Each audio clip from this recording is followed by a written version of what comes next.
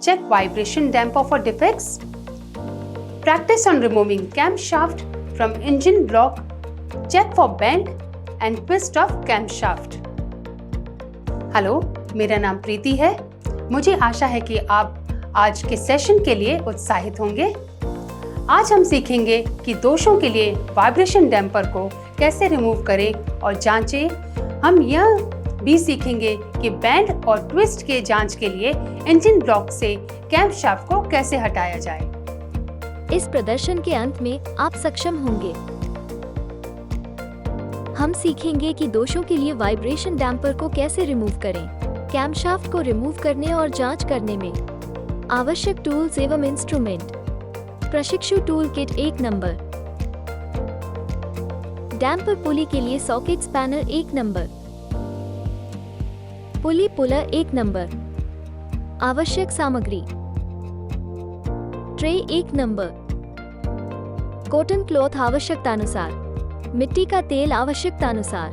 Vibration damper सहायक उपकरण आवश्यकतानुसार। यदि उपलब्ध हो तो फैन ड्राइव पुली से फैन बेल्ट रिमूव कर दें। सॉकेट स्पैनर की सहायता से डैम्पर नट को ढीला करें और डैम्पर नट को रिमूव कर दें। फैन ड्राइव पुली पर पुलर लगाएं और उसे रिमूव कर दें। फैन ड्राइव पुली को ट्रे पर रखें।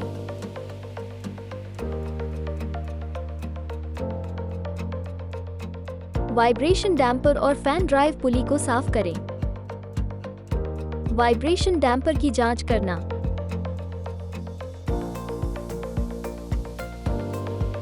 डैम्पर अनुभागों और क्षतिग्रस्त कीवे के बीच गायब या बाहर निकले हुए रबर के लिए वाइब्रेशन डैम्पर की दृष्टिगत रूप से जांच करें। वाइब्रेशन डैम्पर को समतल सतह पर रखें और डैम्पर अनुभागों के बीच गलत संरेखण देखें। यदि कोई खराबी दिखे तो वाइब्रेशन डैम्पर को बदल दें। इंजन को कैमशाफ्ट की स्थिति के आधार पर वर्गीकृत किया जाता है। वे हैं ओवरहेड वाल्व इंजन। इस OHV इंजन में वाल्व सिलेंडर हेड पर स्थित होते हैं। कैमशाफ्ट सिलेंडर ब्लॉक पर स्थित होता है और कैम और रॉकर आर्म एक पुश रोड से जुड़े होते हैं। रॉकर आर्म का दूसरा भाग वाल्व को संचालित करता है। अगला प्रकार सिंगल ओवरहेड कैम इंजन है। सिंगल ओवरहेड कैम इंजन में एक कैम शाफ्ट का उपयोग किया जाता है जो सिलेंडर हेड पर फिट होता है और वाल्व भी सिलेंडर हेड पर स्थित होते हैं। वाल्व और कैम के बीच में एक रॉकर लगाया होता है। कैम रॉकर को संचालित करता है और रॉकर वाल्व को संचालित करता है। Double overhead cam engine. Double overhead cam engine में दोहरे कैम शाफ्ट का उपयोग किया जाता है। एक कैमशाफ्ट इनलेट वाल्व संचालित करता है और दूसरा कैमशाफ्ट निकास वाल्व संचालित करता है। सिलेंडर हेड को लकड़ी की मेज पर रखें। अब हम असेंबली से कैमशाफ्ट को हटाने जा रहे हैं। कैमशाफ्ट को सिलेंडर हेड के शीर्ष पर फिट किया जाता है और इस पर कैमशाफ्ट बियरिंग कैप बोल्ट लगा होता है। अब इसे रिमूव करने के लिए बेयरिंग कैप बोल्ट को लूज करें। कैमशाफ्ट की लंबाई के आधार पर कैमशाफ्ट में 4 या अधिक बेयरिंग कैप्स होते हैं। सभी बेयरिंग कैप बोल्ट को लूज कर दें। असेंबली से बियरिंग कैप हटाने से पहले सुनिश्चित करें कि बियरिंग कैप क्रमांकित हैं। क्योंकि बियरिंग कैप को दोबारा उसी स्थान पर लगाया जाना चाहिए जहां से इसे हटाया गया है।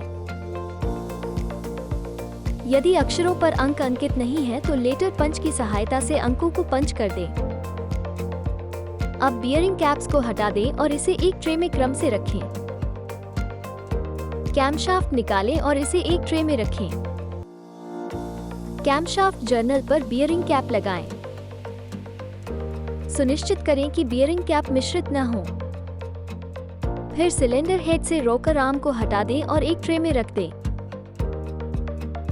सुनिश्चित करें कि बेयरिंग कैप की तरह रॉकर्स भी आपस में न मिले। रॉकर्स को एक ट्रे में क्रमानुसार व्यवस्थित करें ताकि रीअसेंबल करते समय उन्हें उसी स्थान पर प्रतिस्थापित किया जा सके। कैमशाफ्ट को उसके कैम की ऊंचाई, रन आउट और जर्नल निकासी के लिए मापा जा सकता है। अब मैं ये प्रदर्शित करने जा रहा हूँ कि कैम की ऊंचाई कैसे जांची जाती है। कैम की ऊंचाई आउटसाइड माइक्रोमीटर से मापी जा सकती है। माप शुरू करने से पहले उपयोग किए जाने वाले माइक्रोमीटर के आकार की पुष्टि करें। उदाहरण के लिए यदि कैम का आकार 45.000 मिलीमीटर है तो 25-50 मिलीमीटर माइक्रोमीटर चुनें। माइक्रोमीटर का चयन करने के बाद माइक्रोमीटर में यदि कोई त्रुटि है तो जांच लें। यदि त्रुटि हो तो नोट कर लें और वास्तविक माप से विचार करें। कैमशाफ्ट को वी ब्लॉक के बीच में रखें।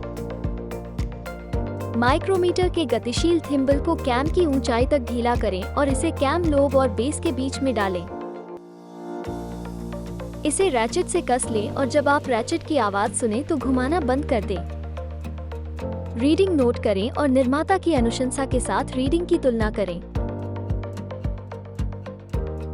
इसी तरह कैमशाफ्ट जर्नल पर एक डायल गेज रखें और डायल गेज में 0 स्थिति सेट करें। कैमशाफ्ट को धीरे धीरे घुमाएं और डायल गेज में किसी भी विक्षेपण को नोट करें। डायल गेज विक्षेपण रीडिंग को नोट करें और निर्माता की अनुशंसा के साथ तुलना करें। यदि रीडिंग वास्तविक अनुशंसाओं से मेल नहीं खा रही है तो कैमशाफ्ट बदलें। कैमशाफ्ट जर्नल घिसाव। जर्नल घिसाव को मापने के लिए प्लास्टिक गेज का उपयोग करें। हाउसिंग्स और कैमशाफ्ट जर्नल को साफ करें। सिलेंडर हेड पर कैमशाफ्ट इंस्टॉल करें। कैमशाफ्ट के जर्नल की पूरी चौड़ाई में गेजिंग प्लास्टिक का एक पीस रखें। कैमशाफ्ट हाउसिंग स्थापित करें। निर्दिष्ट टॉर्क प्राप्त होने तक कसने के क्रम को 2 या 3 बार दोहराकर कैमशाफ्ट हाउसिंग बोल्ट को संख्यात्मक क्रम में समान रूप से और धीरे धीरे कसें। कैमशाफ्ट को ना घुमाएं। हाउसिंग को हटा दें और प्लास्टिक आवरण को मापने के पैमाने का उपयोग करके प्लास्टिक की चौड़ाई को उसके सबसे चौड़े बिंदु पर मापें। कुछ इंजनों में रॉकर आर्म के बजाय टैपेट्स और शिम्स का उपयोग किया जाता है। ऐसे मामले में टैपेट की क्षति की जांच करें और टैपेट के बाहरी व्यास और सिलेंडर हेड बोर के आकार को मापें। निकासी की गणना करें और यदि यह अधिक है तो टैपेट और शिरम को बदलें। इस अभ्यास के अंत पर आ गए हैं। इस प्रकार हमने दोषों के लिए वाइब्रेशन हैम्पर की जांच करना सीख लिया है। हमने इंजन ब्लॉक से कैमशाफ्ट को हटाना, कैमशाफ्ट के जुड़ाव और एंटन की जांच करना भी सीख लिया है। आशा है आप इस पर स्पष्ट समझ हो गई होगी। इस अभ्यास को अपने प्रशिक्षक की सहायता से करें। आप सभी को धन्यवाद। अगले वीडियो में मिलते हैं।